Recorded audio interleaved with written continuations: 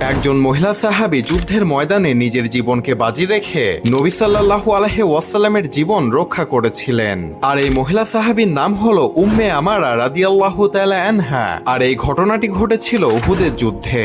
উহুদের যুদ্ধে মুসলমানদের সংখ্যা ছিল 700 জন এবং বিপরীত পক্ষে কুরাইশদের সংখ্যা ছিল 3000 জন। এই যুদ্ধের ময়দানে উম্মে আমারা রাদিয়াল্লাহু তাআলা আনহার মূলত দায়িত্ব ছিল আহত মুসলিম যোদ্ধাদের পানি পান করানোর এবং চিকিৎসার সেবা দেওয়া। কিন্তু যুদ্ধের এক পর্যায়ে তিনি দেখলেন যে নবী সাল্লাল্লাহু আলাইহি ওয়াসাল্লামকে আক্রমণ করতে শত্রুরা ঘিরে ফেলেছে।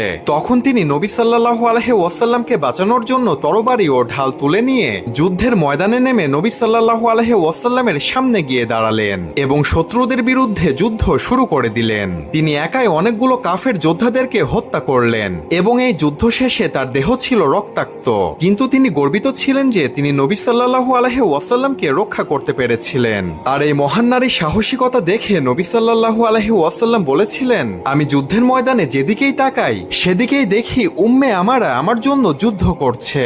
সুবহানাল্লাহ। তার এই সাহসিকতা ও আত্মত্যাগ আজও মুসলিম নারীদের জন্য এক মহান অনুপ্রেরণা।